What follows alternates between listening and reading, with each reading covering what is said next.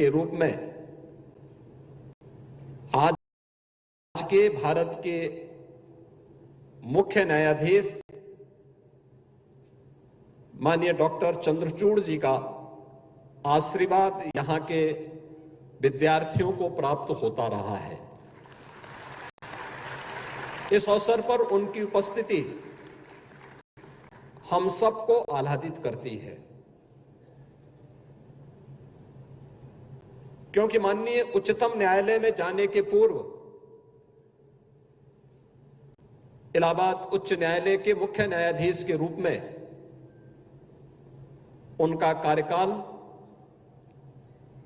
उत्तर प्रदेश वासियों के लिए और न्याय जगत के लिए एक स्मरणीय पल है।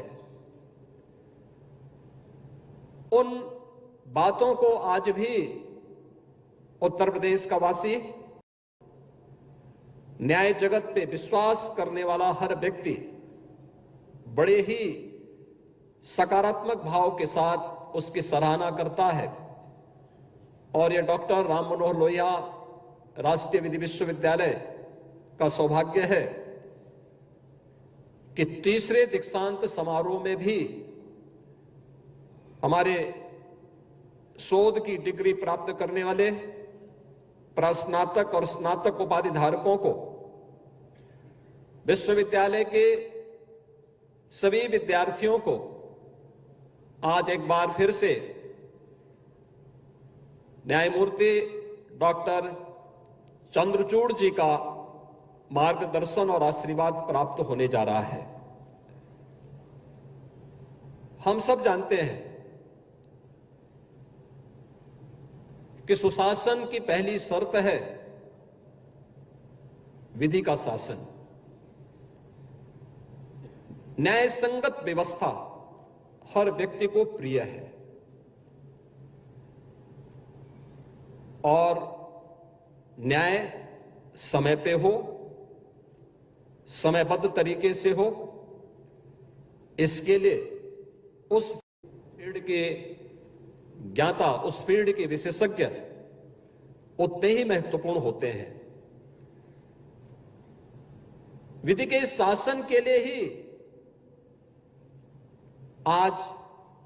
भारत जाना जा रहा है। परसेप्शन बदलने में, आम जन की धारणा को बदलने के लिए,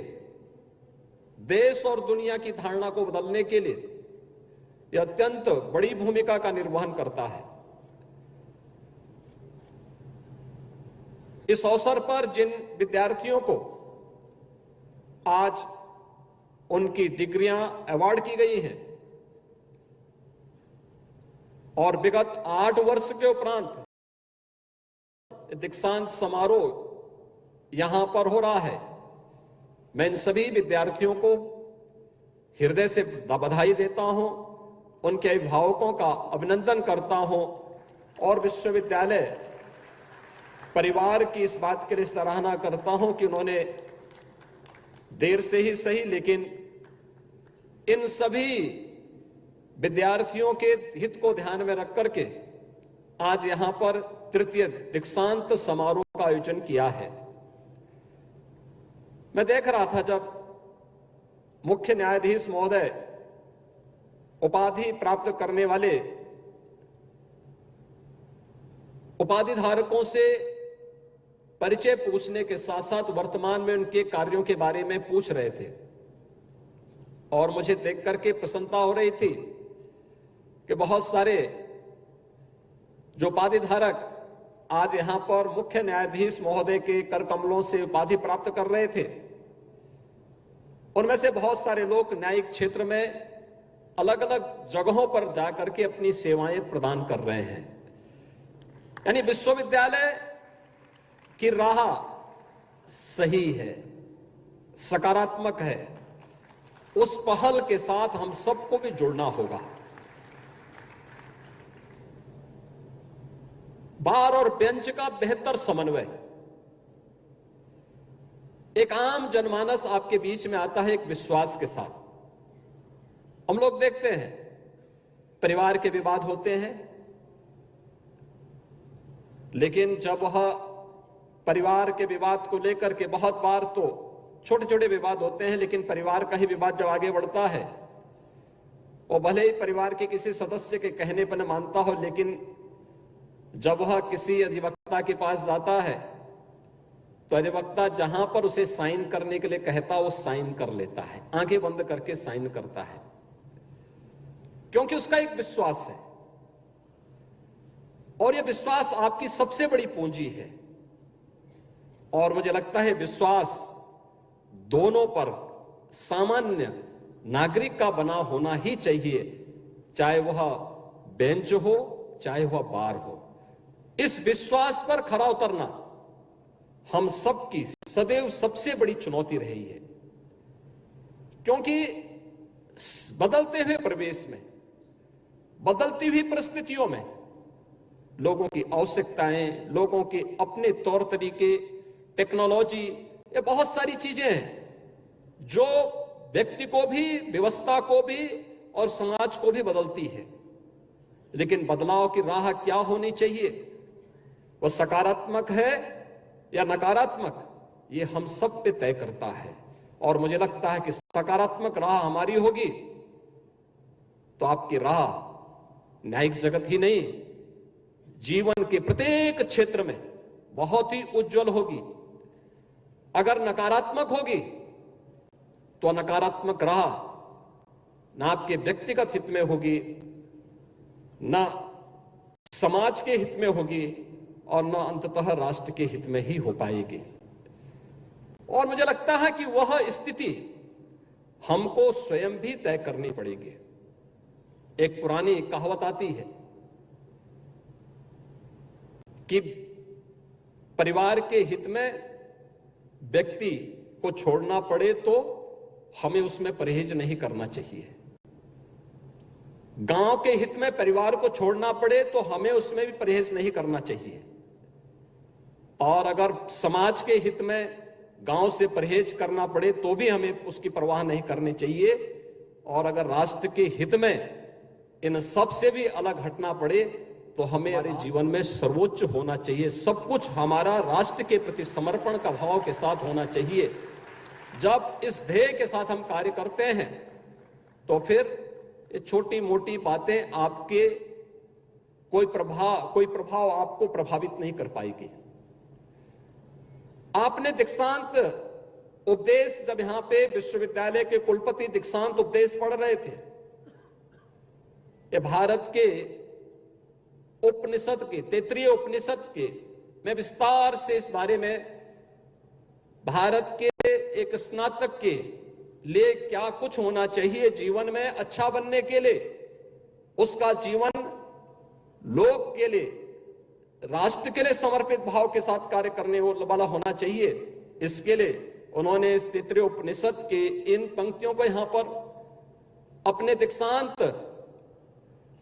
उपदेश में कहा कि सत्यम वदः धर्मम चरः, सत्य बोलना और धर्म का आचरण करना। धर्म का आचरण, धर्म उपासना विधि नहीं है, धर्म नैतिक मूल्यों का, सदाचार का और हमारे कर्तव्यों का एक पर्याय है, जो देश काल और परिस्थितियों से प्रभावित होकर के हम सबको सम और विषम परिस्थितियों में अपने कर्तव्य के प्रति लगातार आगाह करता है। अपने कर्तव्यों के प्रति सजग होकर के कार्य करना, यही हमारा धर्म है। और वह भी राष्ट्र को साक्षी मान करके अगर हम कार्य कर रहे हैं तो सचमुच हम लोग अपने उन ऋषि परंपरा का, भारत की उस समृद्ध परंपरा का प्रतिनिधित्व करते हुए अपने आप को उसका उत्तराधिकारी कह सकते हैं, जिसने हजारों वर्ष पहले ये उपदेश उस कालखंड के भी युवाओं के लिए, उस समय के दीक्षित होने वाले स्नातक के लिए ये उपदेश उस समय रचे थे। और आज भी हम तैत्तिरीय उपनिषद को दीक्षांत समारोह का साक्षी मान करके उसके अनुरूप अपने कार्यक्रमों को आगे बढ़ाते हैं। प्राचीन गुरुकुल की परंपरा में दीक्षांत समारोह एक समावर्तन समारोह के रूप में होता था। उस समय यह मान्यता थी कि जो भी यहां से स्नातक निकलेगा वह इतना परिपक्व होगा कि सारी परीक्षाओं को पास करके अपने भावी जीवन को आगे बढ़ाएगा। तो एक समावर्तन समारोह हुआ करता था, ये परीक्षा के पूर्व होता था, क्योंकि परीक्षा का मतलब अब तो उसको पास होना ही है, अपने भावी जीवन के राह पर आगे बढ़ना है। लेकिन इसका परिवर्तित रूप आधुनिक काल में दीक्षांत समारोह के रूप में, कॉन्वोकेशन के रूप में हम सबके सामने आया कि पास होने के बाद एक विशेष समारोह में डिग्री अवार्ड की जाए। डिग्री अवार्ड इसलिए की जाए जिससे उसके प्रेरक व्यक्तित्व से और उसके कृतित्व से उसके आने वाले स्नातक उससे जूनियर उससे प्रेरित हो सके, उससे प्रेरणा प्राप्त कर सके। आज का यह अवसर डॉक्टर राम मनोहर लोहिया राष्ट्रीय विधि विश्वविद्यालय के इन छात्र छात्राओं के लिए अत्यंत प्रेरक है, क्योंकि न्याय जगत की सबसे बड़ी मूर्तिमान एक आदर्श भारत के मुख्य न्यायाधिपति डॉक्टर डीवाई चंद्रचूड़ जी का मार्गदर्शन और आशीर्वाद आप सबको प्राप्त होने जा रहा है। उनके कर कमलों से आज के इस दीक्षांत समारोह में डिग्री अवार्ड हुई है। आपके जीवन को एक यादगार क्षण बनने जा रहा है और आपके लिए एक भावी जीवन का एक पाथे भी इसके माध्यम से निकलने वाला है कि अगर हम भी अपने जीवन में बिना किसी चुनौती की परवाह के बगैर उसके अनुरूप अपने आप को ढालेंगे तो उसका परिणाम हमारे हित में सुखद होगा, हमारे समाज के और देश के हित में सुखद होगा। हम भी जीवन के प्रत्येक क्षेत्र में जाकर के बहुत कुछ नया कर पाएंगे। मुझे प्रसन्नता है कि एक सही राह पर फिर से यह विश्वविद्यालय आगे बढ़ चुका है और यह राह सचमुच भारत के न्यायिक जगत के साथ साथ समाज के अलग अलग तबके के साथ यहां के उपाधि प्राप्त करने वाले जितने भी प्रास्नातक हैं, स्नातक हैं या शोध छात्र हैं, वे अपने कार्यों के माध्यम से न केवल विश्वविद्यालय को बल्कि समाज और राष्ट्र को लाभान्वित करके अपने अभिभावकों को, अपने गुरुजनों को गौरवान्वित करने का कार्य करेंगे। एक बार फिर से मैं उपाधि धारण करने वाले सभी यहां पे शोध छात्रों को, सभी प्रास्नातक छात्रों को, सभी स्नातकों को हृदय से बधाई देता हूं, उनके अभिभावकों का अभिनंदन करता हूं, विश्वविद्यालय परिवार को धन्यवाद देते हुए आज के समारोह के मुख्य अतिथि भारत के मुख्य न्यायाधीश माननीय डॉक्टर डीवाई चंद्रचूड़ जी का इस समारोह में आने पर हृदय से स्वागत करता हूं, अभिनंदन करता हूं। जितने भी प्रास्नातक हैं, स्नातक हैं या शोध छात्र हैं, वे अपने कार्यों के माध्यम से न केवल विश्वविद्यालय को बल्कि समाज और राष्ट्र को लाभान्वित करके अपने अभिभावकों को, अपने गुरुजनों को गौरवान्वित करने का कार्य करेंगे। एक बार फिर से मैं उपाधि धारण करने वाले सभी यहां पे शोध छात्रों को,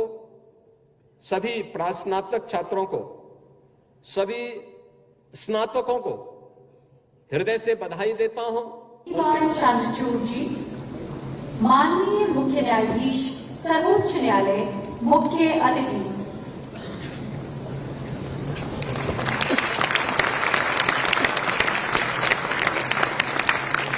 श्री योगी आदित्यनाथ जी, माननीय मुख्यमंत्री उत्तर प्रदेश एवं विश्वविद्यालय की महापरिषद के अध्यक्ष।